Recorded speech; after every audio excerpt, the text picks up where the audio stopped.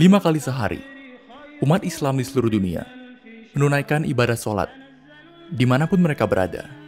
Ibadah tersebut dilakukan dengan menghadap ke satu tempat, Mekah. Kota suci di kerajaan Arab Saudi tersebut juga menjadi pusat ibadah umroh, di mana umat yang mampu berziarah. Selama berabad-abad, tidak ada gangguan terhadap tradisi ini. Hingga 20 November 1979. Pada hari itu, ketika ribuan lebih peziarah tengah beribadah, letusan senjata api terdengar.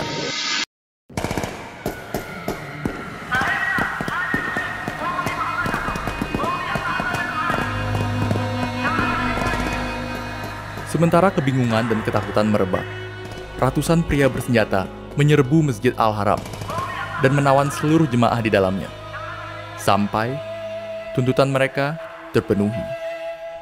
Pemimpin dari penawan ini, Juhaiman Al-Otaibi, hendak mengubah Arab Saudi menjadi sesuatu yang diimpikan, dan dia tidak akan membiarkan aturan apapun menghentikannya. Pada akhirnya, aksi dari Juhaiman dan pengikutnya tidak hanya memutarbalikkan nasib Arab Saudi, namun seluruh Timur Tengah. Apa motivasi dari Juhaiman? Dan bagaimanakah serangan ini mengubah dunia selamanya?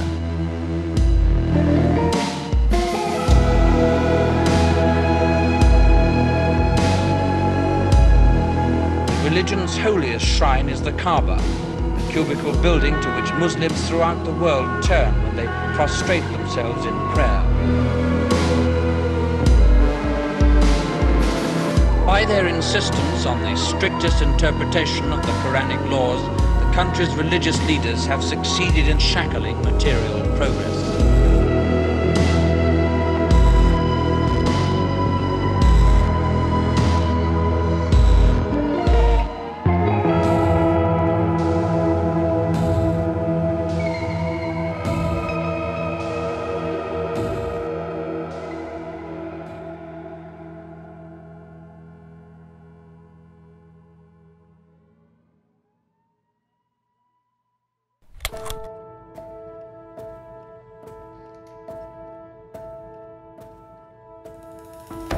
Kisah kita bermulai di Iran.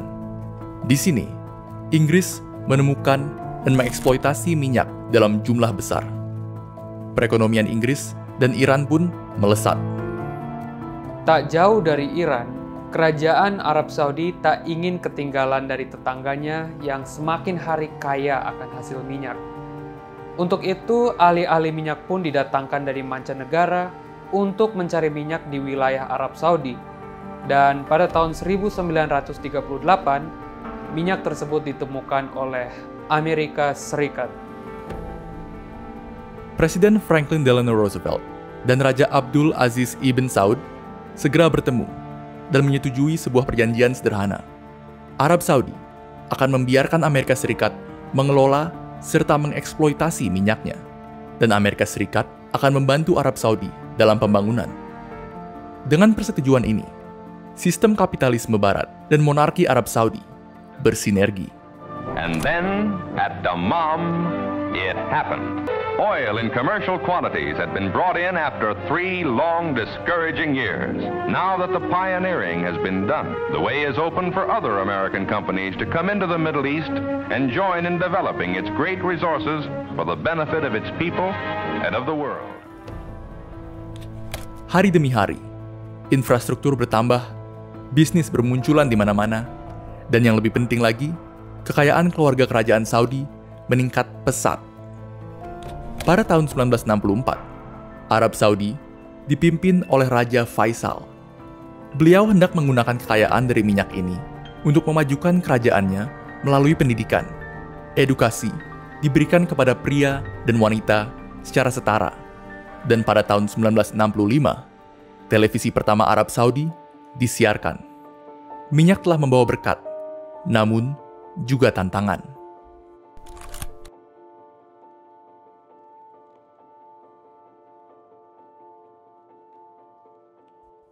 Seiring berjalannya waktu, kerajaan Arab Saudi mulai menghadapi tantangan dari luar dan dalam. Dari luar, satu persatu kerajaan Arab mulai dijatuhkan oleh pemerintahan sosialis. Rezim-rezim sosialis ini mempromosikan ideologi pan-Arabisme yang tentu mengancam kedudukan kerajaan Saudi. خسائر اللي عندنا 136 ضابط وعسكري كل واحد فيهم جزمته أشرف من تاج الملك سعود والملك حسين. Untuk menghadapi ini, kerajaan Saudi melakukan dua hal. Yang pertama, mereka menerima tawaran AS untuk membangun markas militer di kerajaannya.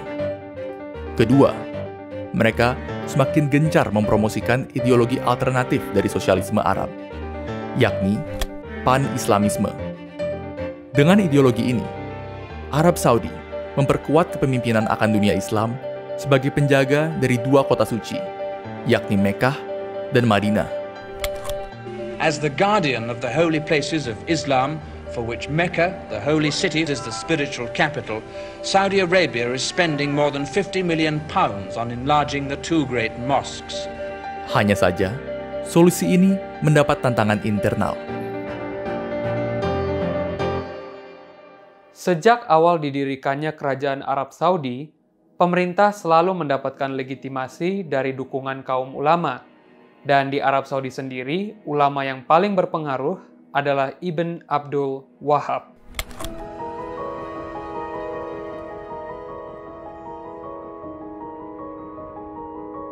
Lahir pada tahun 1703, Abdul Wahhab terinspirasi dengan ajaran Ahmad Ibn Taimiyah.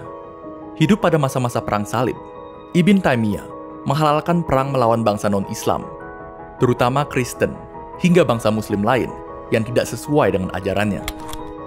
Ajaran Abdul Wahhab dinilai terlalu radikal dan ditolak oleh keluarganya, suku-suku lain, hingga ahli-ahli Islam terkemuka dari Al-Zaituna, Tunisia.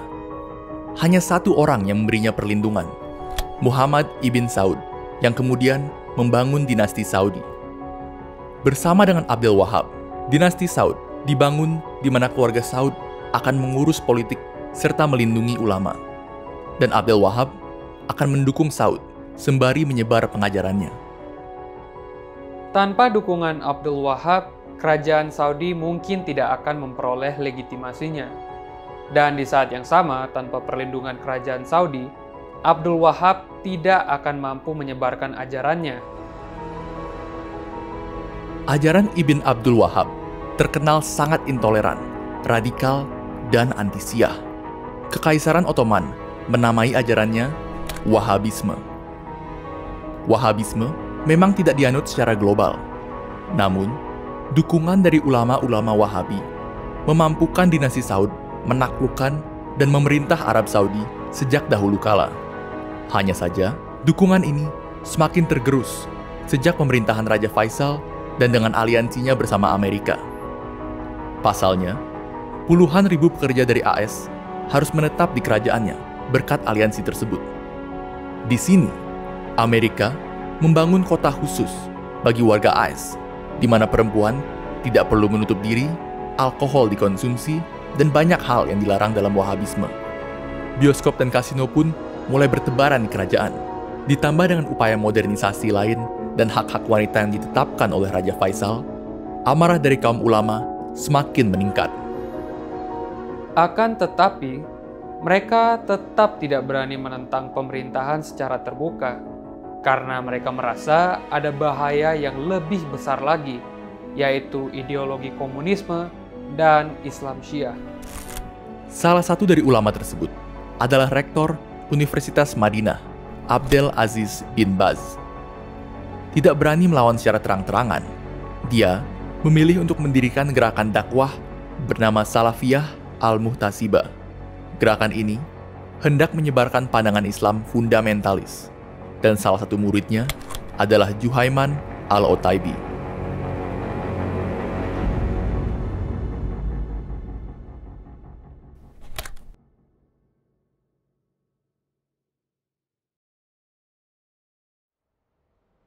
Juhaiman adalah mantan dari Garda Nasional Saudi, pasukan khusus rezim Saudi yang bertugas menjaga keluarga Al Saud dari potensi kudeta, baik internal maupun eksternal. Namun, ceramah dari bin Baz membuat Juhaiman semakin membenci kerajaan Saudi.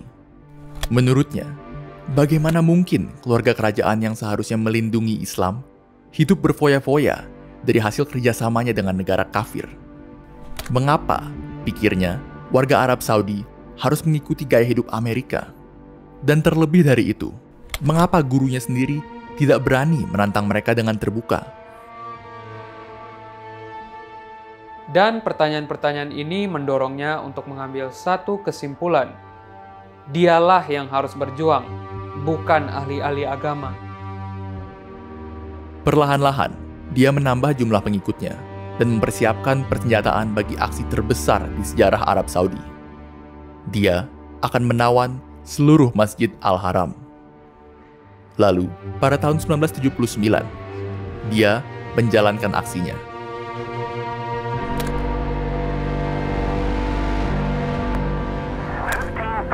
Pilgrims were praying at dawn when the 30 giant doors were sealed off by hundreds of members of a Muslim sect.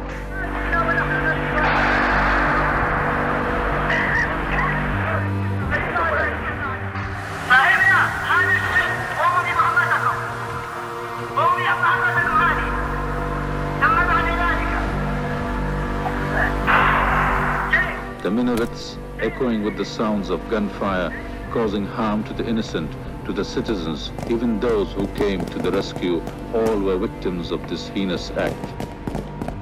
Pilihan tempat tersebut bukan tanpa alasan. Dalam Islam, kekerasan sangat diharamkan di tempat suci seperti Masjid Al-Haram. Alhasil, pihak keamanan tidak memiliki persenjataan lengkap.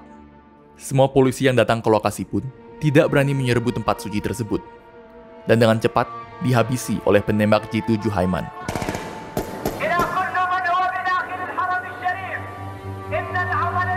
The government of the Kingdom of Saudi Arabia continuously asked the renegades to lay down their arms. Dan tentunya, pemerintah Arab Saudi yang tengah dipimpin Raja Khaled tidak bisa mengabaikan Juhaiman. Awalnya, pelaku dari penyerangan ini masih rancu. Apakah ini kelompok Syiah, komunis, atau Israel? Lalu, gerakan Juhaiman diberitakan. Juhaiman menyatakan adik iparnya, Muhammad Abdullah Al-Qahtani, adalah Imam Mahdi yang ditunggu-tunggu dan menuntut beberapa hal. Usir semua orang asing dari Arab Saudi, hentikan perdagangan minyak dengan dunia barat, dan tumbangkan keluarga kerajaan Saud yang gagal melindungi Islam. Dengan ini, pemerintahan Saudi terjebak dalam suatu dilema. Apabila mereka menyerang Juhaiman, mereka akan dituduh melanggar aturan Islam. Namun apabila mereka diam, mereka akan dianggap gagal melindungi tempat suci Islam. Hanya satu cara agar masjid tersebut layak diserang, yaitu bila kaum ulama menyiarkan sebuah fatwa yang memperbolehkannya. Bin Baz mengetahui akan hal tersebut dan dengan cepat memanfaatkan situasi. Bersama ulama lainnya, mereka setuju akan mengeluarkan fatwa tersebut apabila pemerintah Saudi memutarbalikkan kebijakan Raja Faisal. Pada dasarnya, mereka meminta hak-hak perempuan dan segala kegiatan yang dianggap bertentangan dengan ajaran Islam sesuai versi mereka dihilangkan. Tak melihat pilihan lain, pemerintahan Saudi terpaksa mengalah. Tak lama setelah perjanjian itu, pasukan pemerintahan Saudi dengan bantuan komando Pakistan dan Perancis menyerbu area masjid dan berhasil menangkap Juhaiman beserta beberapa pengikutnya. The soldiers fought with determination to overcome this band of infidels who virtually turned this house of peace into a fortress. This is a glimpse of the surrender.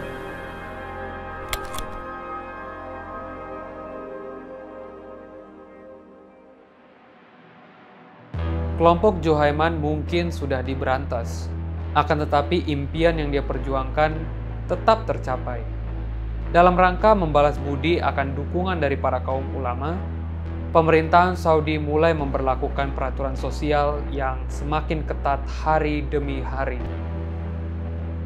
Di antara semua, hak-hak perempuanlah yang paling terdampak.